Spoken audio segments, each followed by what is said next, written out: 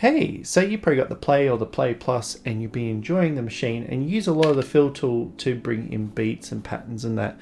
But you're probably at a point where you want to make your own. And I've been mulling on this for a couple of months now. I've been going back and forth because I've been trying to figure out a way to get the patterns that we make on here out and into beat and melody fills, and then we can bring it straight back on the device. And after a lot of asking questions, deliberating and getting results, I thought I'd go through the process right now so we can get our patterns out and then put them back into that fill so we can make a whole bunch of cool music. So let's get into it.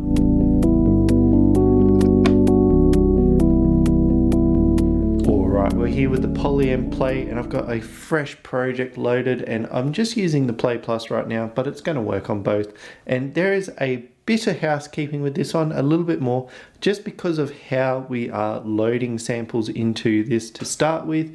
Probably better to save it afterwards, so we've got this as like a template project that we can work with, and then we'll get into making the sequences. So the main thing we need to understand is how the Polyend Play is using this with the sequences to make the data, because it's looking at specific files, but it's also looking at a specific order of files, which just go and list right now. So the first file we need is a bass, followed by kick, followed by hi-hat, followed by snare, followed by 2 sample packs of any order, and then the 7th pack is the synth pack. So you want to load them in a specific order because that's how the Polyend Play is going to listen out and then use them in the preferences. But what I've done, because that is a bit annoying, is I've created a sample pack that we can load in. So I've just got it as HJam template. I'm just going to load that pack, and it's just got a whole bunch of samples ready to go, and it's going to load in each one of those folders in sequence. So everything is loaded up now.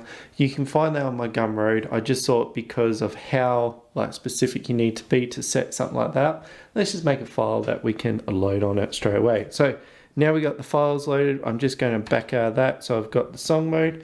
And when we make our sequences, the next big thing that we got to make sure is we're not in this all category, because of how the Play sort of assigns these bits of information across. We want to make sure that this is set to what we're working on. So we're going to start with our drum sequence first, but you want to make sure that that's always set. So if you're going to have some issues, it's probably that's going to play with it. It's caught me out a few times.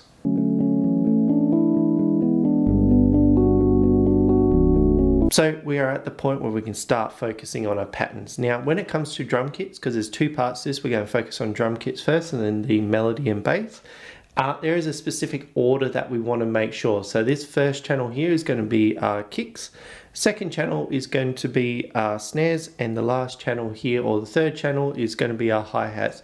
Just because if you've ever done a beat fill, you know that you got to select the 3 channels. This is what it's listening out for. So now that I've got the kick folder selected with kick 1, not really going to touch the sample just yet. I'm probably going to start playing with that later, but I'm just going to make a basic drum kit. So now I want to do the second channel. So I'm going to make sure I select the folder with snare. So the 4th one, I'm just going to put those ones in. And then the last part is doing the hi-hat. So select the hi-hats and say, well, I'll just do something like that. Maybe one there. The most original drum kit right now, but that is all the information that we need to start getting this done. And because we have made our little packet, doesn't mean that our pattern can't have any of the nice features up here. So what I've been finding out is that you can start doing the sort of process. So if I wanted to augment the hi-hats a bit, say I want to randomize the sample in the folder, because we picked those specific folders, we can start knocking them around. So and then if I like that, I can go fill. We can do things like change the texture. Usually I throw a nuke on top and then start working from there. So let's do something like that. Just make it sound a little bit more unique. And pretty much this is done for the sample side of the Play. If we want to take this a step further, we need to copy all this over into the Midi. So I'm just going to copy, and then in the hold shift and click Midi, and this is going to change the color. It's probably a bit hard, but this is purple now, and I want to paste that information. So I'm just going to hold up here, shift paste. So now all that's come across as MIDI information. Now I want to tap up here. So on the play, we got some synth stuff, but we want to choose the MIDI channel. So I'm just going to bring all this way back to USB 1. Alright, so the main reason why I've done that is USB channel 1 is sort of like the start point where we want to assign our channel. So this channel here is going to be USB 1, this is going to be USB 2, and this is going to be USB 3. So if I was to go through and just set them up, a little bit fiddly, we bring this back here to channel 2 and then channel 3. So this just means if you program your drum pack and you decide that you want to use this for MIDI, it's already got all the MIDI stuff set out. All you're really doing is using that fill tool to put that stuff out there. So really that is the drum kit all set up. And if we go up to the pattern, you'll notice this pattern block here. So just keep an idea.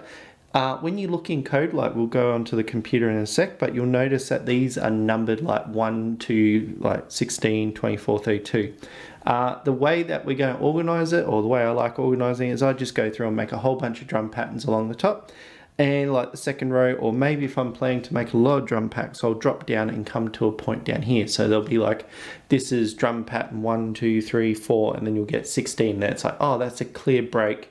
That's the melody stuff. So just a bit of troubleshooting, like we are playing with the sound and we got MIDI information here. Like I've just used note A for a lot of the sounds, which might work for the drum machine, and assigning to different channels to fire it to different places. But just make sure that you're testing this with your gear, because like I know with the sound canvas, that will probably send to 3 different synth engines. So you just want to test that sort of stuff. With the sound stuff, we do know that's working here because we can hear it, and how this is taking it, putting it into a package so we can pull it back down. I've noticed that it will sort of reference the files, and then the fault, like the sample itself, might come across. Sometimes like you can get some variants that way, but really all that programming that we've done here does carry across. So some nice things. Really all I'm going to say is just make sure that you are seeing that sort of file there. If it's got all, make sure you get rid of that, or it's not going to come across. So let's get into the melody.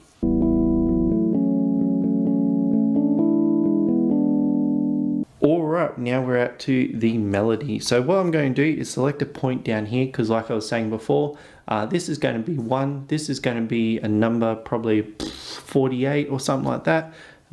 Some number, it's going to be like not 2, so I can see a clear difference between what the drums are and what the melodies are. And as you can see, we've got this full button grid of different patterns we can make. So we can just save this file and create the sounds from that, and then yeah, so you just keep loading this up if you want to make new patterns, and then you can copy them out and then paste them into the melody and beat fill file. So got this one selected. Now with this one, we have 4 channels, so these 4 here, that is our melody, and then this last line is our bass line. So I'm just going to select my synth file, so the synth is relating to the melody, and I'm just going to program something in. So we can turn this view on, so we get a nice keyboard view that we can work with, so if we're doing some like fancy things. But let's say we program in a few chords. What I might do is just hit select and then give them the full 64 steps so I can program something in, just making sure that they're on that first point. So just hit shift and I am going to plot something in. So maybe something pretty original, maybe something like that. Actually no, I'll bring it across, and then I'll go into the second point, add the next chord, so come back again.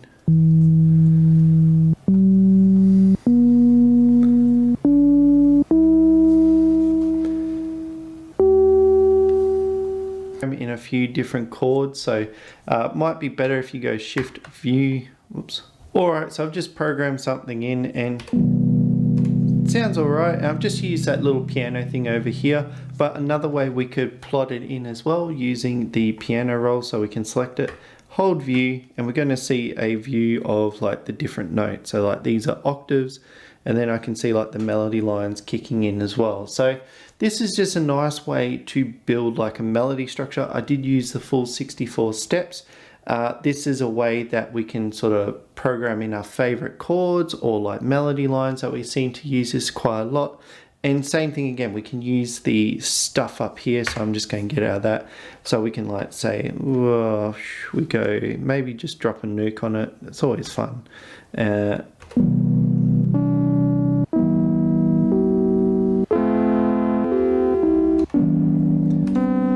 And that just creates some variance. So that's all about the melody stuff. Let's make a bass line. So with this one, I'm going to pick a sample from the bass. So that should be number 1.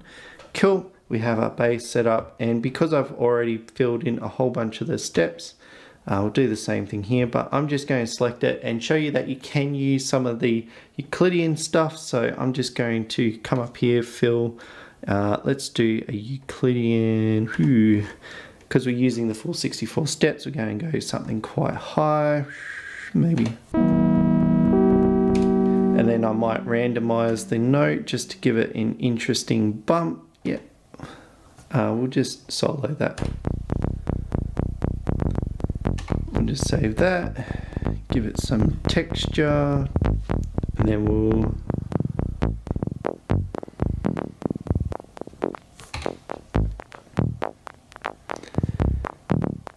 Alright, same thing again, we've got everything as sample data, but now we want to transfer this across into MIDI data. So I'm just going to copy the whole lot. We'll hit copy and then we'll go shift and go into the MIDI as well. So you'll see that purple pop up. Just to make sure that everything pastes across, I'm just going to highlight all that sort of stuff. Going to hold this one up here and go shift paste, and that should bring all the MIDI stuff across.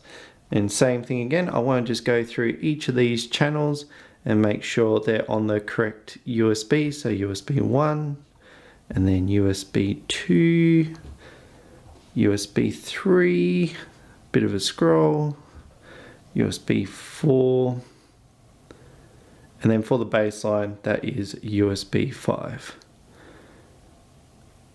And same thing again, we're just doing this to make sure that the beats are going to work, MIDI and sample. Same with the melody, we're going to use them with MIDI and sample as well. So I've just done all this sort of stuff, and then what we can do is we take the SD, or first off we save the project. So I'm just going to File, Save Project, and then I've done a few tests here. Like I've been trying to nut this out for quite some time, so I'm very happy to like put this into a process.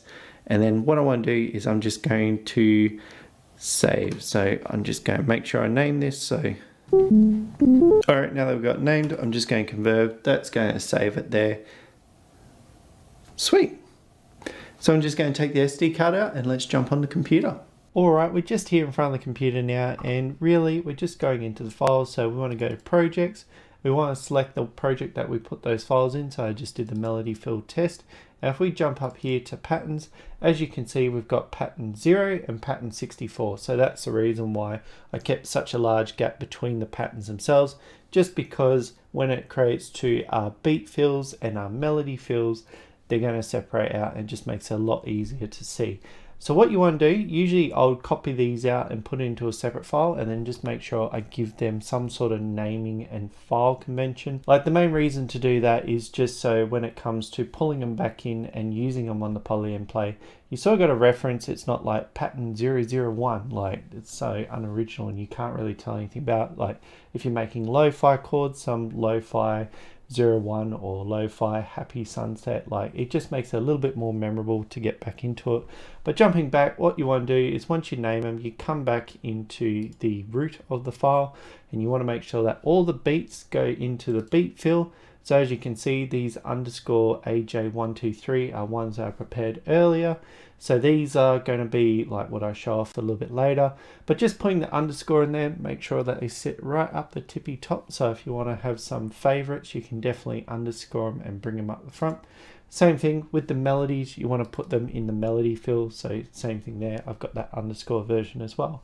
And pretty much all you need to do is save, make sure you safe eject the SD card and then plug it straight back into the Polyend play, which we'll go do right now. All right, we're back on the play. I'm still in that project file, but I've got the SD card back in there with the two files already separated out and with everything up and running. So let's just make something with it. So I'm just going to select these ones here, going to hit fill. And then, as I said, with those underscores, it just makes sure that your samples are at the top. some naming conventions for whatever you want. But if I just hit fill again, we got our beat in there, and then what I might do is use that one to add our bass line. So I'm just going to scrub across about there, and still use melody one. So if I fill that, that's going to put that bass line in there. And then for the lucky last bit, I'm just going to select these 4 channels here, and then I want to go and select the chord. So we'll use that, we'll fill that, and then boom, we got, and we've got all those bits together. So it is a bit of a process, I will say that, but this will allow you to make your own custom patterns and bring it onto the Polyend tracker, whether that's your favorite chord structures that you really enjoy using and you can mangle up, or you create a whole bunch of different patterns for other people to play with. This is how you get onto the Play or the Play Plus. It works on both. I've done a bit of testing and a lot of conversations to get this point, so I really hope you enjoyed this one. So yeah, that is the process on how to do it. It seems a little finicky, but what it gives us is a way to capture our favorite beats. Like you might have your favorite drum beats that you enjoy making, or melodies. Like I clearly want to start using this to make chord progressions, so I can load in like chords that I use quite a lot or progressions I use quite a lot. So I'm not having to generate that. I'm looking at adding to it and making the music I want to make. So a lot of power in this. Is a bit fiddly, but and with that tracker back put out, like you got one template file that helps you set up the Play to work with all of this. So definitely go grab that. I've also put out a whole bunch of patterns that I find really useful, so if you want to get them as well, you find them in the same link. So if you want to do that, definitely have a shot at making your own patterns, because it's going to help you out with the Play so much. So I want to say thank you for watching this one, and if you think it deserves a thumbs up, definitely give it, because it does help the algorithm point this content to other people that are probably wanting to get the most out of the Polyend Play here. And if you do have any comments or queries or questions, like this is a bit of a very in-depth process to get the patterns out and put back on, please feel free to leave it down below. And if you find anything, it's good to start a discussion about these things, especially so we can highlight it and make it better for everyone else. So in the end, if you do enjoy this, I do have a bit of Polyend Play content as well on this channel. So if you're looking for that and you want to stick around, I look forward to seeing you next time.